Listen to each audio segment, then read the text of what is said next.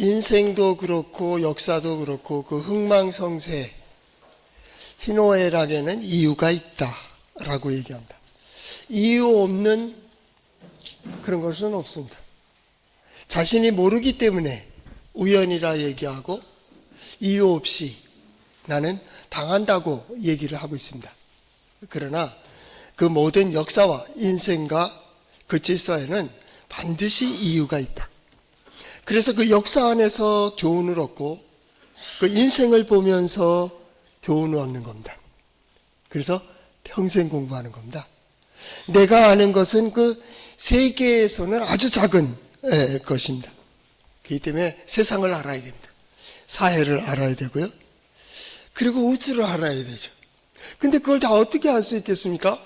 그냥 내 삶 속에서 보여지는 그 역사에 내가 어떻게 그 교훈대로 실수하지 아니하며 살아갈 수 있을까라는 거죠. 그러면서 제일 중요한 내 자신은 있지만 관계로 시작이 될 때에 누구를 만나느냐, 무엇을 보느냐는 참 중요합니다. 저 사람이 어떤 사람인데 그거 어찌 알 수가 있겠습니까? 그 마음 중심을 그래서 하나님만 아신다 그럽니다. 하나님도 모르십니다. 네가 나를 모르는데 내가 너를 어떻게 알아? 그런 노래도 있잖아요. 그렇죠? 모르는 겁니다. 그래서 우리는 그 영역은 하나님께 맡기는 겁니다. 하나님은 항상 중심을 보신다고. 네 마음을 본다. 무엇으로 봐요? 네 손을 통하여, 네 발을 통하여, 네 입을 통하여, 네 눈을 통해서 보는 거야. 우리는 그 마음이 표현된 것들로 그 사람 됨을 알 수가 있습니다. 첫째는 그 시선입니다. 그가 어떻게 보는가, 무엇을 향하고 있는가에 따라 저 사람 저런 분이구나 라는 걸 시선입니다. 두 번째 중요한 거는 표정입니다. 그 말할 때마다 입이 비뚤어진 사람 있고요. 뭘 보면 비딱하게 봅니다. 여러분 성도들은 이왕이면 이미지 관리를 잘 하셔야 됩니다. 볼 때는요 똑바로 보세요. 옆에서 부르면요 곁눈으로 보지 마시고 똑바로 보세요. 이게 중요한 겁니다. 그러니까 그 표정이 어떠냐. 항상 밝은 사람이 있고요 어두운 사람이 있습니다. 과묵하다고 하고 일자 입술인 사람도 있습니다. 여러분 어느 쪽입니까? 그거로 저 사람은 그런 사람이구나. 또 한 가지 세 번째로는 말입니다. 그 말씨를 보면 그 사람 때문에 압니다. 그러니까 그 사람이 무엇을 말하려고 하는지 무슨 생각인지를 그 말과 그 말씨 쓰는 단어 보면 이 사람이 이런 거구나 라는 거 압니다. 그리고 또 가장 중요한 결정적으로 우리가 보는 것은 그 네 번째가 행동입니다. 그가 어떻게 행하는가 그 말이죠. 그가 한 일이 무엇이며 그거는 무엇을 하는가 그것을 보며 그 사람 한다. 내 마음은 그렇지 않았다고 아니요 그렇게 얘기하지 마세요. 그건 착각입니다. 자기가 자신을 모르고 있는 거예요. 내가 행하고 있는 그 일이 네 마음을 표현하고 있다고. 그게 인생을 만들고 역사를 만들고 있어요.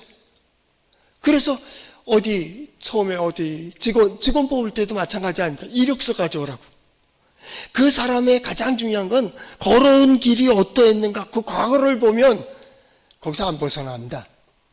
저기서 말썽 핀 사람이요 여기서 또 말썽 핍니다. 확률이 커요. 또 한 가지는 과거에 걸어온 그것이 미래를 결정합니다. 어떻게 가느냐 그 방향이 결정이 되기 때문에 그렇습니다. 그래서 이력서 보면 그렇구나 라는 겁니다. 그러니까 살아오는 환경이라는 게 얼마나 중요한지 모릅니다. 누구를 만나느냐 무슨 경험을 했느냐 그러죠. 그러면서 사람을 이렇게 생각해 보면 오늘 성경 말씀 같은 이세벨 만나지 않았으면 내 인생에는 이런 인간은 없었으면 좋겠다. 그 대표적인 인물이 이세벨입니다. 상대하지 말고 손절해야 되고 피해야 되고 끊어야 될 동서양을 앞에서 첫 번째는 배우려 하지 않는 사람입니다. 뭘 배우려고 하질 않아요. 그냥 자기 감정, 자기 생각, 자기 경험만이 절대적인 사람, 좀처럼 들으려고 하지 않아요. 그런 일도 있는데, 그런 사람도 있지. 그런데 거기에 대해서는 전혀 이해하려고 하지 않는, 이 사람은 될 수 있으면 만나지 않았으면 좋겠다. 만났을 때에도 피했으면 좋겠다. 두 번째, 중요한 건 알면서도 행하지 않는 것. 아주 비열한 사람입니다. 알고 있어요. 그런데 모르는 것처럼 행동해요. 나쁜 일에 대해서 눈 감아주는 건 좋습니다만, 저 사람 마음을 알고 있어요. 그걸 역이용해요. 알면서도 행하지 않는 자, 그 위선자, 이들은 안 만났으면 좋겠다. 피해야 될 두 번째 인간입니다. 세 번째, 성경에 많이 나오는 악한 자입니다. 이 악한 자는 가치관부터가 잘못됐습니다. 좋은 걸 봐도 나쁘게 생각합니다. 어떤 남의 약점을 보면 그걸 이용하려고 합니다. 함정을 팔려고 합니다. 악한 자는 부수려고 하고 깨려고 하고 발목 잡으려고 하고 못 가게 하고 못하게 합니다. 그래서 악마, 마귀, 사단 이런 있잖아요. 사단이 뭡니까? 그 원어에 그냥 아주 기초적으로 설명한다면 부숴버리는 사람입니다. 남이 들어갈 수 있는 문을 다 부숴버려요. 못 가게 해요. 이 사단입니다. 못 가게도 하고요. 못 가게 막기도 하고요. 자기도 안 들어갑니다. 이 사단이죠. 또 한 가지는 시험할 때 보면 마귀라는 표현을 씁니다. 마귀. 디아볼로스입니다. 디아볼로스가 뭡니까? 잘 돌아가는 기계 속에다 뭔가 불순물을 자꾸 던져요. 그 사람만 없으면 평안할 것 같아요. 그 사람 없으면 좀 조용할 것 같은데, 근데 인류가 참 이상하죠. 하나님을 떠난 역사 속에는 꼭 그런 사람이 있어요. 그러니까 이 사람 없으면 딴 사람이 또 와요. 그나마 이 사람이 나요. 경험했으니까. 여러분은 어떤 사람을 피하고 싶습니까? 그러면 남은 그렇다고 치고 거울을 보면서 나 같은 사람 만나면 좋겠다 생각나십니까? 오늘 성경 말씀에 보면 이 마음으로 온다면 만나고 싶지 않은 사람이 있습니다. 그게 아합과 이세벨입니다. 이 사람들의 진노가 그 머리에 바로 와 있습니다. 임박한 진노입니다. 그런데 성경은 놀라운 걸 얘기합니다. 그에게 진노가 내리질 않아요. 어찌 그럴 수 있을까? 하나님은 모든 거에 구원의 문을 열어놓으셨다. 어디에 나와요? 성경에 나옵니다. 어떻게? 지금 오늘 당한 이 환난을, 어려움을, 고통을, 이 고난을 이길 수 있을까? 견딜 수 있을까? 돌파할 수 있을까? 모든 거의 길은 성경에 있다. 한번 따라해 볼까요? 하나님의 말씀인 성경은 나의 신앙이요 나의 고백입니다. 주여 내게 무슨 말씀을 하려 하시나이까? 내게 무슨 말씀을 하시든지 그대로 하리이다. 그대로 할 수 있었으면 좋겠습니다. 그리고 그대로 해서 하나님이 어떻게 역사하시는지를 보는 우리 성도들 될 수 있기를 축복합니다. 신앙생활이 뭡니까? 하나님의 영감, 감동으로 시작이 되는 겁니다. 나도 왜 하나님을 믿는지, 하나님 앞에 섰는지 설명할 수 없습니다. 그런데 여기에 와 있습니다. 하나님이 내 마음을 감동하고 감화시킵니다. 그래서 보게 하시고 보여주시고 들려주시고 깨닫게 해주신 겁니다. 이게 지혜입니다. 우린 볼 수 있는 지혜가 있습니다. 믿음의 눈으로 역사를 봅니다. 믿음의 눈으로 내 인생을 봅니다.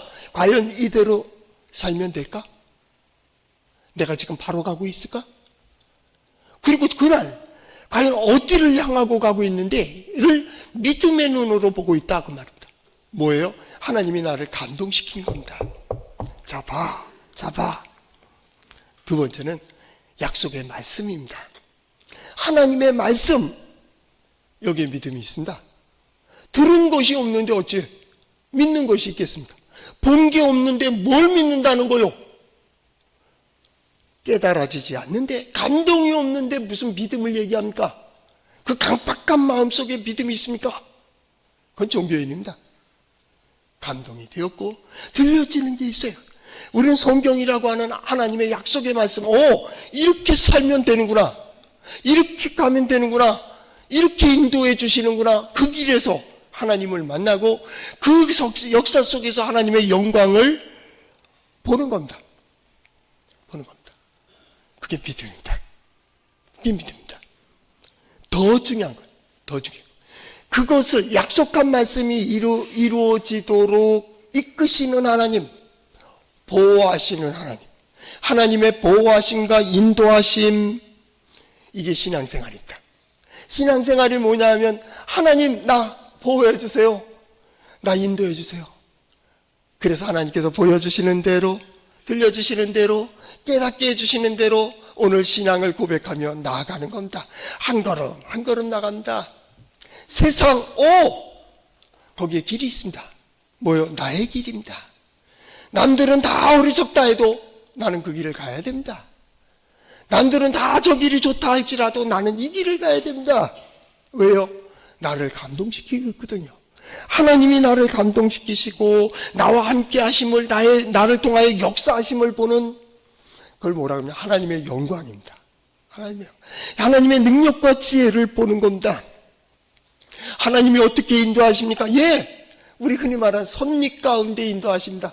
오늘 이 일이 우연 아닙니다. 이게 비록 내 마음에 맞지 않고 내가 원하지 않은 거라 할지라도 이걸 통하여 그걸 딛고 점프하는 겁니다. 우리 찬송가 있잖아요. 이 풍랑 인연하여서 더 빨리 갑니다. 이 풍랑이 없을 때에는 몰랐어요. 그런데 이 풍랑으로 인하여 나는 이 풍랑의 문제를 버티고 견디는 것도 아닙니다. 그냥 버티는 겁니다.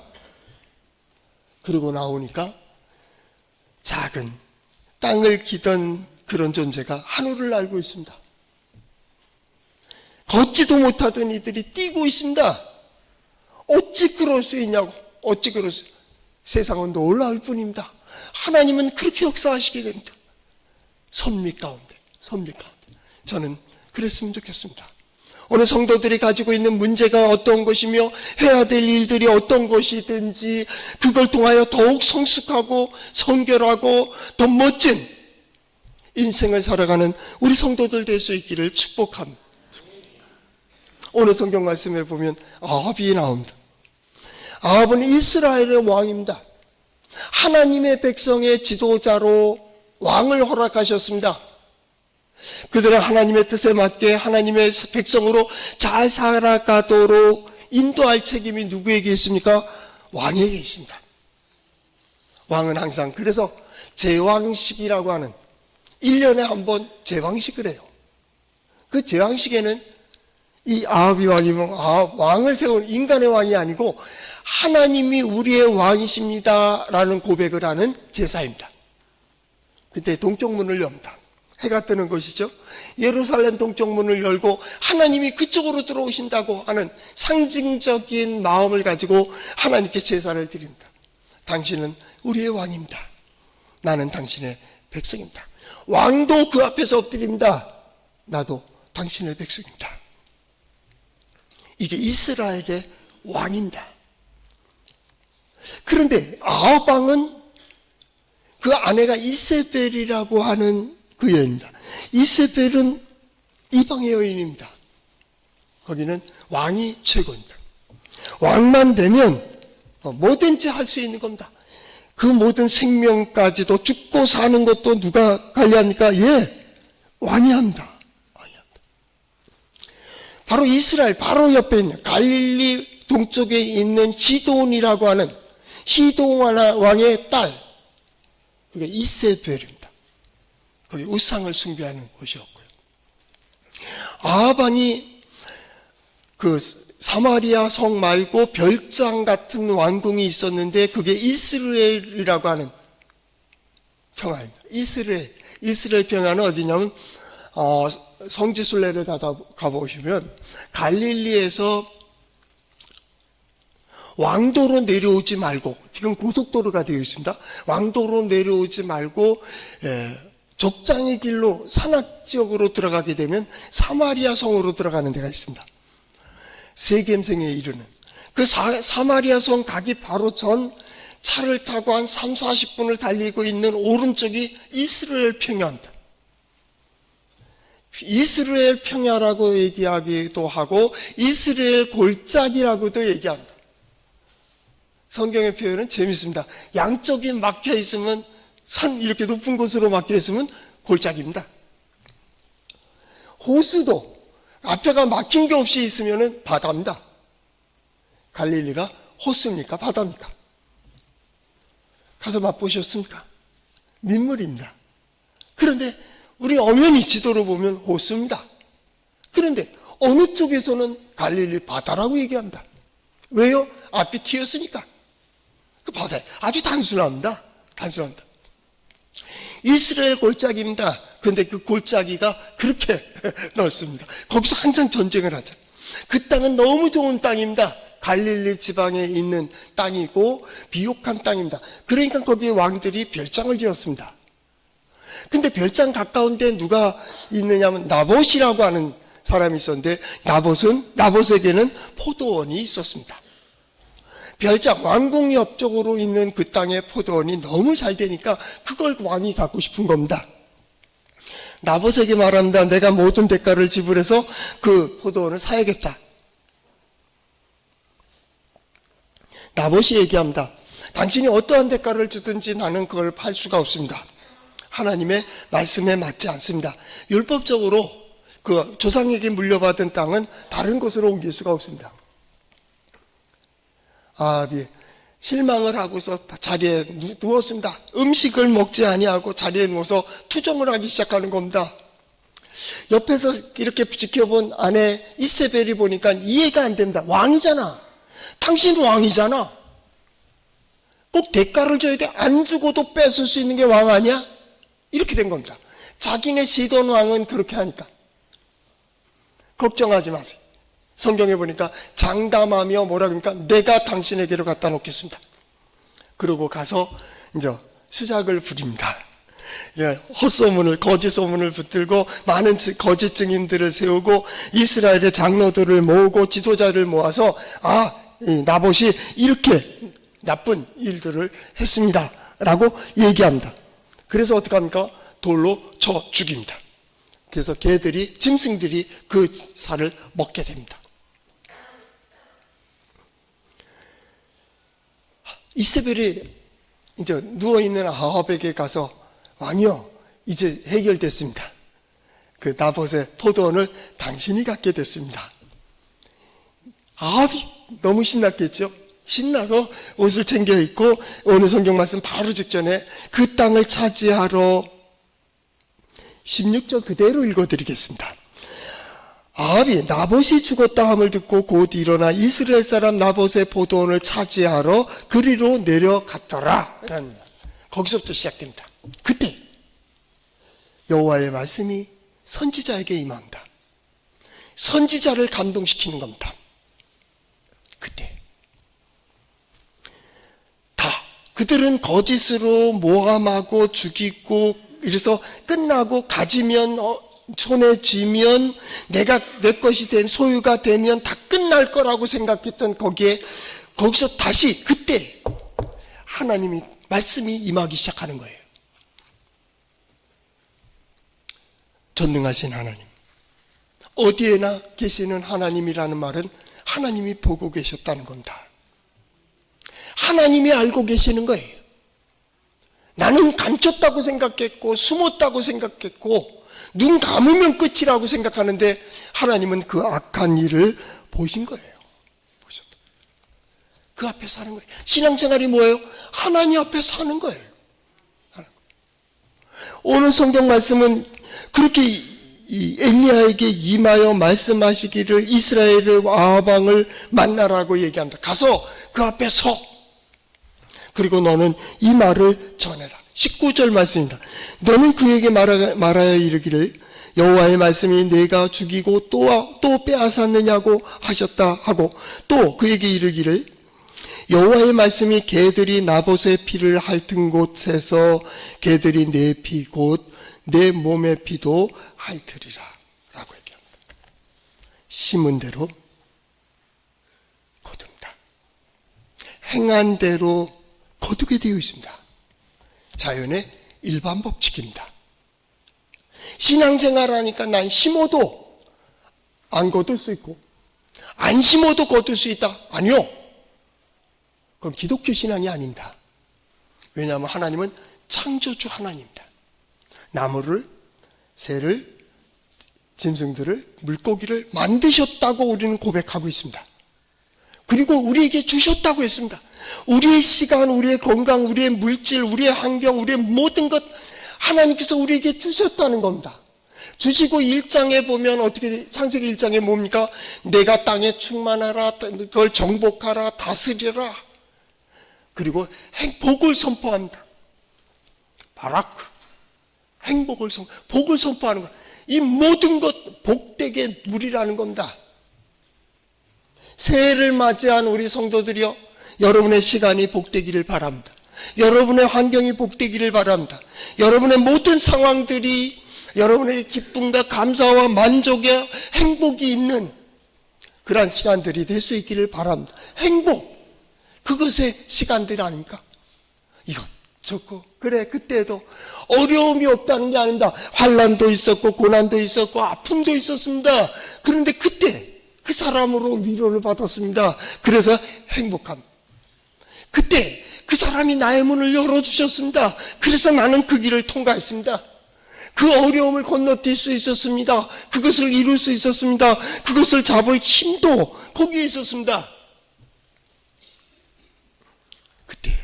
그때마다 하나님께서 우리를 이끌어 주심에 대한 이 신앙의 복이 뭡니까? 그겁니다. 그런데 그 시간 있습니까? 있죠. 지금 이런 시간이 있잖아요. 건강, 여기까지 올라왔잖아요. 건강만 있으면 되는 거예요. 건강하면 행복해. 아니에요. 그거 아니에요. 행복한 사람들이 건강을 누리는 겁니다. 건강도, 시간도, 건강도, 물질도, 환경도 다 다른 말로 하면 기회입니다. 시간이 악입니까? 선입니까? 아니요. 물질이 악입니까? 아니요. 성도들은 절대 그렇게 생각하지 마세요. 이거는 선도 아니고 악도 아닙니다.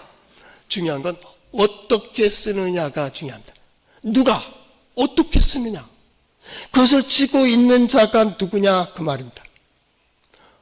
여러분의 시간이 악으로 인도하는 게 아닙니다. 여러분이 어떻게 선하게 쓸 수 있는가 말이죠. 물질 있어서 없어서는 그건 상대적인 겁니다. 그 사람은 평생 불행합니다. 내가 그걸 어떻게 쓰느냐입니다. 성공하는 자, 성공자들에 대한 자료들을 쭉 읽어보니까요, 그들이 힘쓴 것, 그 길이, 능력이 있대요. 능력이에요. 돈을 버는 법 있대요. 돈을 버는 능력, 돈을 모으는 능력, 그리고 돈을 쓰는 능력, 그것도 능력입니다. 잘 쓰는 사람이 있어요. 10개 가지고도 100을 만드는 사람이 있어요. 잘 써서 그렇습니다. 그걸 갖다가 더욱 목돈으로 불리는 사람이 있어요. 시간도 마찬가지입니다. 지금 돈으로 계산하니까 여러분들이 이해가 쉬울 것 같아서 돈으로 얘기하는 겁니다. 이걸 더 풍성해지고 가진 자는 더 풍성해지는 겁니다. 없는 자는 그 있는 것까지 뺏기는 겁니다. 그 능력입니다. 그 지혜를 말하는 겁니다. 그리고 그걸 어떻게 유지하는가, 이것도 능력이라 합니다. 그런데요, 인간이 한쪽으로 편협되다 보니까 어떤 사람은 벌기만 하는 사람이 있습니다. 버는 데는 아주 기가 막힙니다. 쓸 줄 모릅니다. 그러니까 유지하지도 못합니다. 어떤 사람은 쓰기만 합니다. 암만 갖다 줘도 이거 모자라는 겁니다. 저는 그랬으면 좋겠습니다. 우리 성도들은 잘 벌었으면 좋겠어요. 여러분들이 말 때 늘 행복할 정도, 지금 같으면 살 것 같아 하는 2026년, 여러분의 삶 속에 물질이든 시간이든 풍요롭기를 축복합니다. 두 번째는 그걸 잘 썼으면 좋겠어요.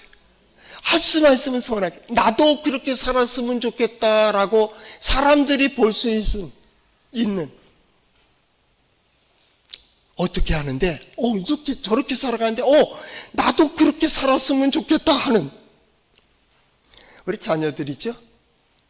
자녀들에게, 아들에게는 아빠가 같이 해. 그러면 돼. 딸에게는 엄마가 같이 해. 그러면 돼. 싫어해라기 있지만은 그러면 실패하지 않아.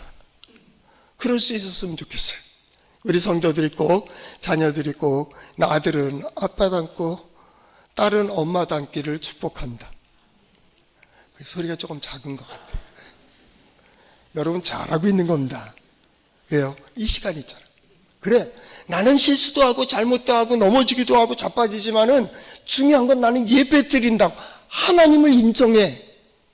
나보다 높은 존재가 있다는 것, 나보다 더 큰 존재가 있다는 걸 나는 인정해야 하는, 배우려고 하는, 받아들이려고 하는 겸손. 그런 사람은 옆에 있어도 좋습니다. 행복한 사람입니다. 네, 행복해요.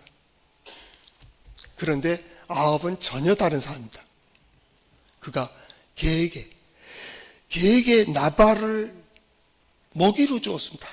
그가 준 건 아닙니다. 그냥 죽여서 돌로 쳐 죽이고 그걸 묻어줄 사람이 없으니 짐승들이 먹는 겁니다. 그들에게 말하는 겁니다. 나봇의 피를 핥은 곳에서 개들이 내 피를 핥을 것이다.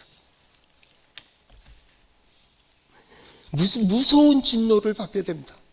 이세벨에 대해서도 23절에 보니까 여호와께서 말씀하여 이르시되 개들이 이스라엘 성읍 곁에서 이세벨을 먹을 것이다. 개도 마찬가지다 라는 겁니다.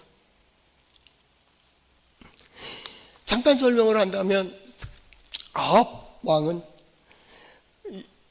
남쪽 왕 여로보암이 도와줘가지고 전쟁에 나간다.